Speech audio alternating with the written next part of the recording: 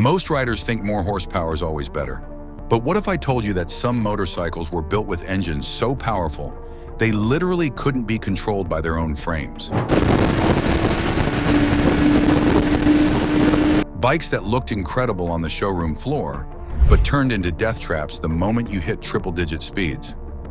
In this video, we're counting down 13 motorcycle engines that were genuinely too powerful for their time, ranked from number 13 to number 1 based on how badly they overwhelmed their own chassis. And trust me, some of these failures are absolutely catastrophic. From frames that twisted like wet noodles to front ends that wobbled violently at speed, these engines exposed every weakness in motorcycle engineering. And here's the kicker. The number 1 bike on this list makes 310 horsepower and is literally banned from public roads because it's too dangerous to exist outside a racetrack. Stick with me to the end because this isn't just history. It's a lesson in what happens when power development runs so far ahead that nothing else can keep up. Miss this and you'll never understand why some of the most legendary bikes in history were also the most terrifying. Number 13. Kawasaki ZZR1100. In 1990, Kawasaki did something that seemed impossible. They built a production motorcycle with a 1052cc inline-4 engine, making 145 horsepower, and strapped a ram air intake system to it, the first time anyone had done this on a street bike. The ZZR1100 hit 176 miles per hour and held the title of fastest production motorcycle for 6 years straight. But here's the problem. Early 90s aerodynamics and chassis geometry weren't designed for sustained triple-digit speeds. Riders pushing the ZZR to its limits discovered that stability at extreme velocity was more suggestion than guarantee. The bike didn't have catastrophic failures like earlier machines, but it exposed a harsh truth. You can't just bolt a massive engine into a frame and expect physics to cooperate at 170 miles per hour. The ZZR's front end would develop a disconcerting wobble at speeds approaching its maximum. The windscreen, while innovative for its time, created turbulence that buffeted riders mercilessly. The suspension, perfectly adequate at legal speeds, became overwhelmed when asked to manage the aerodynamic loads generated at sustained high velocity. Kawasaki had essentially created a motorcycle that could reach speeds its own chassis wasn't fully prepared to handle safely. The ram air system itself was brilliant in concept, forcing pressurized air into the intake at high speeds increased power output significantly. But this meant the bike's power delivery actually changed dramatically based on velocity. At low speeds, you had 145 horsepower. At maximum velocity with ram air fully engaged, you had considerably more. This created a motorcycle with fundamentally different characteristics depending on how fast you were traveling. A recipe for surprises nobody wanted at 170 miles per hour. Number 12. Yamaha RZ500. The 1984 Yamaha RZ500 took a 499cc water-cooled V4 two-stroke engine straight from the racetrack and stuffed it into a street bike. On paper, this sounds incredible. In reality, it was a compromise that satisfied nobody. Two-stroke engines deliver power in violent, explosive bursts. On a Grand Prix bike with race-spec suspension and sticky compound tires, this works. On a street bike with mediocre damping and skinny road tires, it becomes a handling nightmare. The RZ500 suspension felt crude and choppy because it was designed for smooth racetracks, not pothole-riddled public roads. And those tires, laughably inadequate for the sudden power delivery. The power band was impossibly narrow. Below 6,000 RPM, the RZ500 felt sluggish and unresponsive. Above 8,000 RPM, it transformed into a screaming monster that demanded constant gear changes to keep it in the power band. Street riding requires flexibility, the ability to roll on throttle smoothly in any gear at any RPM. The RZ500 offered none of that. It wanted to be revved hard and shifted constantly, which works magnificently on a racetrack, but becomes exhausting in traffic or on winding back roads. The maintenance requirements were absurd by street bike standards. Two-stroke engines burn oil by design, which means constant top-ups and fouled spark plugs. The RZ500 required premix or oil injection monitoring that four-stroke riders never worried about. Rebuild intervals were measured in thousands of miles, not tens of thousands. For a street bike costing premium money, this was unacceptable. The RZ500 proves that transplanting racing technology directly to the street creates something that excels at neither. It was too compromised for the track and too demanding for the street. Yamaha learned an expensive lesson. Engineering brilliance means nothing if the final product doesn't match how people actually ride motorcycles. Number 11. Honda CBR1100 XX Super Blackbird. Honda built the CBR1100 XX Super Blackbird in 1996 with one singular goal: steal the top speed crown from Kawasaki ZZR1100. They succeeded. The 1,137cc inline-4 engine with dual counterbalance shafts produced 164 horsepower and pushed the Blackbird past 180 miles per hour. But here's what made the Blackbird historically significant. Its power didn't overwhelm its chassis. Honda had actually solved the engineering problems that plagued the ZZR1100. The frame was stiffer, the aerodynamics more refined, and the suspension properly calibrated for sustained high-speed riding. The Blackbird was stable, comfortable, and genuinely competent at velocities that would have made earlier superbikes feel sketchy and dangerous. Honda had learned from everyone else's mistakes. They spent serious money on wind tunnel development, creating bodywork that slipped through the air with minimal turbulence. The riding position placed the rider in the aerodynamic sweet spot, reducing buffeting even at maximum velocity. The chassis geometry was carefully calculated to maintain stability under the extreme aerodynamic loads that develop at 180 miles per hour. Every component was engineered as part of a complete system rather than bolted together and hope for the best. The failure was political, not engineering. The Blackbird's success immediately escalated an industry arms race where manufacturers competed solely on top speed. Suzuki responded with the Hayabusa, specifically engineered to exceed 200 miles per hour. Kawasaki planned the ZX12R, claiming 200 miles per hour capability. Manufacturers started marketing motorcycles based purely on velocity numbers, and nobody was thinking about the consequences. Regulators across Europe and North America started threatening outright bans on high-performance motorcycles. Politicians saw the arms race and panicked. The European Union began discussing horsepower limits. American legislators started drafting bills that would have effectively banned superbikes. Insurance companies raised premiums to punishing levels. Motorcycle advocacy groups begged manufacturers to show restraint before governments imposed restrictions that would devastate the entire industry. In 1999, European and Japanese manufacturers agreed to a gentleman's agreement limiting production motorcycles to 300 kilometers per hour, 186 miles per hour. The agreement wasn't legally binding, but everyone understood the alternative was actual regulation with teeth. The Blackbird's engine wasn't too powerful for its frame. It was too powerful for society to tolerate. Sometimes the limiting factor isn't metal and rubber. Sometimes it's lawmakers with spreadsheets showing motorcycle fatality statistics. Number 10. Yamaha XJ650 Turbo. In 1982, Yamaha thought they'd discovered the future: turbocharged motorcycles. The XJ650 Turbo made 90 horsepower from a 650cc inline-4, impressive numbers for the displacement. But forced induction introduced problems nobody knew how to solve. First, Yamaha built this experimental engine into an old, heavy touring chassis, the XJ650 Sika, platform that already suffered from mediocre handling, drum brakes, and shaft drive. Then they added turbochargers, intercoolers, oil lines, and all the associated plumbing. The weight penalty destroyed any performance advantage the extra horsepower provided. The XJ650 Turbo weighed nearly as much as bikes with naturally aspirated 1000cc engines that made similar power without the complexity. But the real killer was turbo lag. Early 80s turbo technology meant the throttle response was catastrophically unpredictable.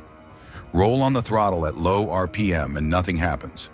The engine spools up, boost builds, and suddenly all 90 horsepower arrives in one violent surge. Riders describe the throttle as choppy, a polite way of saying it was dangerous. Imagine leaning into a corner, rolling on the throttle smoothly as you approach the apex, expecting progressive power delivery. Instead, you get nothing for a second. Then the turbo spools and dumps full boost mid-corner when your bike is leaned over and your traction is limited. The rear tire breaks loose unexpectedly, the bike snaps upright or slides out, and you're fighting for control instead of riding smoothly. This wasn't a minor inconvenience, it was genuinely hazardous. The XJ650 Turbo lasted 2 years before Yamaha quietly discontinued it and pretended the whole experiment never happened. If you're wondering why turbocharged motorcycles never caught on, this bike is exactly why. The technology wasn't ready, and the fundamental challenges of packaging turbocharging onto a motorcycle proved far more difficult than anyone anticipated. Number 9. Kawasaki ZX750E Turbo. Kawasaki looked at Yamaha's turbocharged disaster and said, "We can do that too, but worse." The 1984 ZX750E Turbo took the GPZ 750 engine, bolted on a turbocharger, and produced more horsepower than Kawasaki's own naturally aspirated GPZ 1100. On a spec sheet, this looks like genius. In practice, it was proof that turbocharging motorcycles was fundamentally flawed. The same issues plagued this bike: turbo lag, weight penalty, complexity, and maintenance headaches. But Kawasaki's version somehow managed to be even less refined than Yamaha's attempt. The boost came on harder and more abruptly. The engine management was cruder. The heat management was worse, with the turbocharger radiating enough heat to cook the rider's leg on long rides. The complexity meant reliability suffered, oil seals failed, wastegates stuck, and the additional stress on internal components shortened engine life dramatically. But here's what killed the entire turbocharged motorcycle movement: naturally aspirated bikes got better, faster. Suzuki released the GSX-R 750 in 1985 that matched turbocharged power without any of the drawbacks. The GSX-R made similar horsepower from a larger engine that weighed less, responded predictably, required normal maintenance, and didn't try to murder you mid-corner when the boost kicked in. Why deal with unpredictable boost when you can just build a bigger, more efficient engine? The turbo era ended because manufacturers realized they were solving the wrong problem. Riders didn't want complicated forced induction systems that promised theoretical performance advantages. They wanted reliable power delivery, smooth throttle response, and engines that worked consistently regardless of RPM or boost pressure. Four-stroke technology was advancing fast enough to provide it without the headaches, and lessons from racing were making naturally aspirated engines more powerful every year. The turbocharged motorcycle experiment taught the industry that sophisticated technology isn't always the answer. Sometimes the better solution is refining what already works rather than adding complexity that creates more problems than it solves. By 1985, every manufacturer had abandoned forced induction, and naturally aspirated performance continued improving for decades without anyone missing the turbo era. Number 8. Honda CBX1000. The 1978 Honda CBX1000 was a mechanical masterpiece and a handling catastrophe. Honda built a 1047cc inline-six engine with 24 valves and 6 carburetors that produced 105 horsepower. It sounded like a Formula One car and was the quickest production motorcycle available in 1979. It was also impossibly wide, absurdly heavy, and handled like an aircraft carrier. People described the CBX as an engine on 2 wheels, and they weren't exaggerating. The 6-cylinder head stuck out so far on both sides that the bike felt awkwardly wide in every situation. But the real problem was physics. That massive engine created an extremely high polar moment of inertia, which means it resisted direction changes. Trying to flick the CBX through tight corners felt like wrestling a refrigerator. Despite the Formula One soundtrack and straight-line speed, the CBX's size and weight penalty compromised real-world usability so badly that sales were disastrous. Honda proved that you can't just add cylinders infinitely and expect the bike to remain rideable. Sometimes more really is just more weight, more width, more problems. Number 7. Suzuki RG500 Gamma. The 1985 Suzuki RG500 Gamma was a 498cc, square-four 2-stroke engine pulled directly from Grand Prix racing and given license plates. It made 82 horsepower using sophisticated disc valve induction and featured an all-aluminum chassis, which was advanced for the mid-80s. On paper, it should have been incredible. On the street, it was compromised in every direction.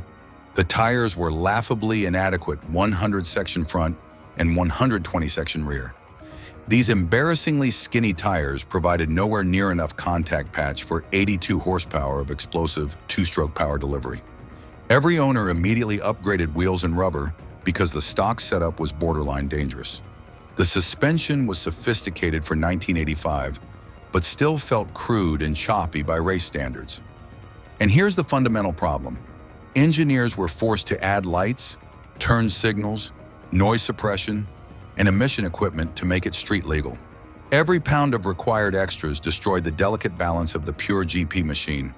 The RZ500 Gamma shows what happens when you try to make a race bike street legal. You don't get the best of both worlds. You get something that's mediocre at both.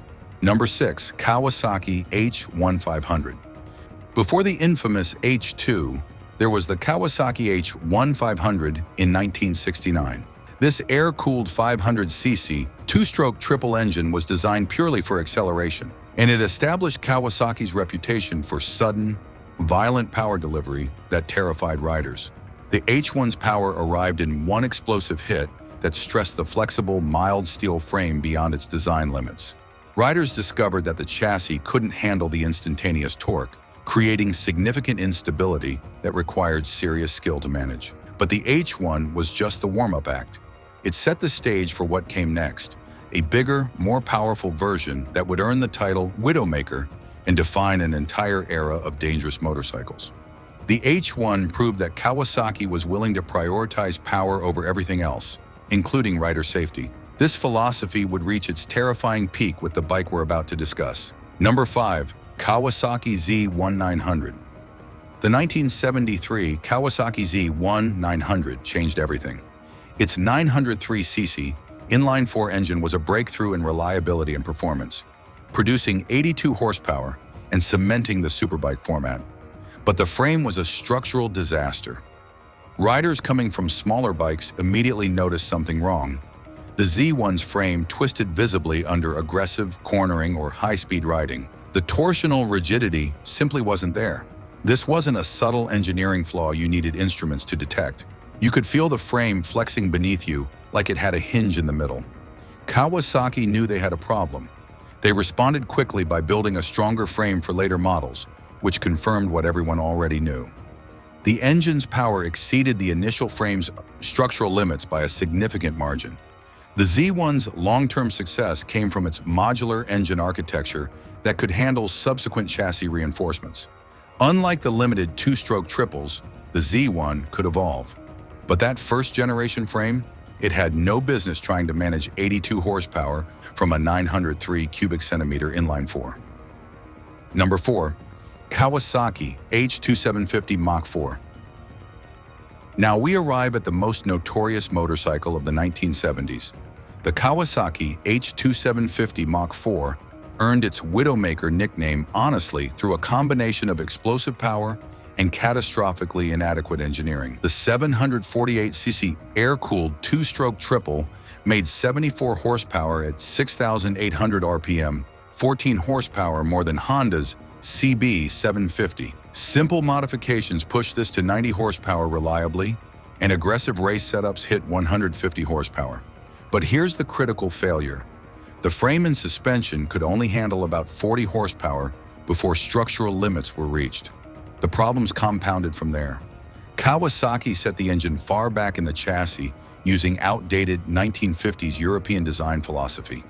This weight distribution made unintentional wheelies absurdly easy. Riders described them as happening anytime, without warning.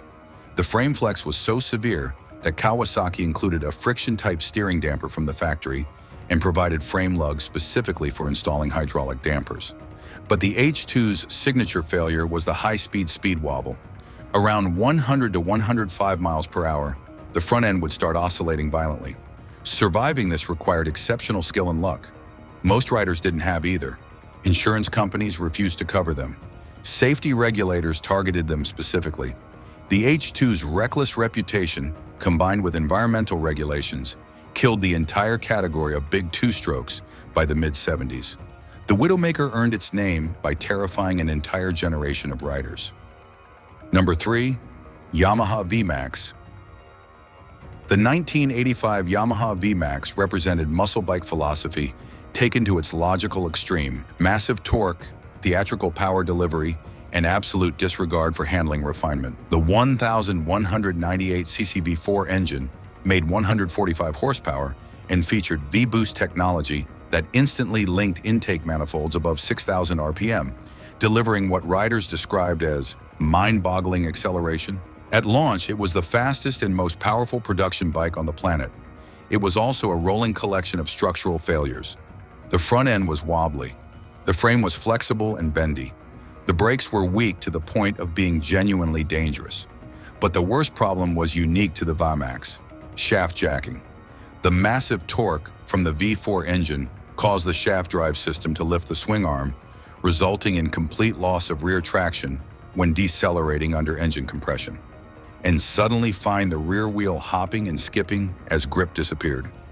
Motorcycle journalists famously described the V-Max as a 140 horsepower shopping trolley, totally lethal. The bike required significant experience and skill just to avoid crashing during normal riding. The V-Boost system delivered its power so aggressively that the chassis couldn't cope with the forces involved. The V-Max defined the muscle bike era by proving you could build something monumentally fast in a straight line that was terrifying everywhere else. It remained in production until 2007, largely unchanged because people loved the drama despite the danger. Number 2. Suzuki Hayabusa. The 1999 Suzuki Hayabusa GSX-1300R represents a fundamental shift in what too powerful means. Its 1,299cc inline-4 engine, the largest displacement sport bike engine of its time, produced 175 horsepower. Unlike earlier bikes on this list, the Hayabusa's chassis was actually capable of handling the power. The engineering was sophisticated, the stability at speed was exceptional, and riders could safely access all 175 horsepower. So what made it too powerful? Politics. The first-generation Hayabusa was one of the last production motorcycles sold without an electronic speed limiter. It shattered the Honda Blackbird's top speed record by 14 miles per hour. Then Kawasaki announced they were developing the ZX12R, claiming over 200 miles per hour capability. European and North American regulators immediately started threatening governmental bans on high-performance motorcycles. The motorcycle industry responded with the Gentleman's Agreement in 2000, a mutual decision among major manufacturers to electronically limit all production bikes to 186 miles per hour. The Hayabusa's engine wasn't too powerful for its chassis. It was too powerful for society's tolerance of unlimited speed. This represents the modern era where mechanical limits have been solved, but regulatory limits become the new ceiling. The Hayabusa forced manufacturers to acknowledge that horsepower wars had political consequences, not just engineering ones. Number 1. Kawasaki Ninja H2R. The Kawasaki Ninja H2R is the ultimate expression of what happens when engineers completely abandon the concept of street legality and build a motorcycle with zero compromises. The 998cc supercharged inline-4 engine produces over 310 horsepower more than most modern sports cars. Let that number sink in. 310 horsepower in a machine weighing less than 500 pounds? The H2R requires technology that sounds like science fiction just to remain controllable. Uhland's electronic steering dampers, specialized high-grip seating surfaces to prevent the rider from sliding backward under acceleration, and aggressive carbon fiber aerodynamic winglets specifically designed to generate downforce, because without them, the bike will literally become airborne in 6th gear. But here's what makes the H2R the definitive, too powerful motorcycle. Kawasaki explicitly built it as a track-only machine that is permanently banned from public roads. You cannot register it. You cannot legally ride it on the street. The manufacturer itself acknowledges the engine's output exceeds any reasonable safety threshold for public use. The H2R proves that when modern engine development is unchecked by regulation, power immediately exceeds what society considers acceptable. This isn't a failure of frame rigidity or suspension technology. Those problems were solved decades ago. This is a machine so excessive that its existence required creating an entirely new category: street band hyperbikes. The H2R represents the endpoint of the horsepower war. Not because manufacturers can't build more powerful engines, but because anything beyond this becomes pointless. What's the next step after 310 horsepower? 400? 500? At some point, you're not building a motorcycle anymore. You're building a missile with handlebars. Speaking of bikes that'll drain your wallet, we've ranked 13 popular motorcycles that are secretly money pits machines that look incredible until the repair bills start rolling in. If you're shopping for a bike and want to avoid catastrophic ownership costs, that video could save you thousands.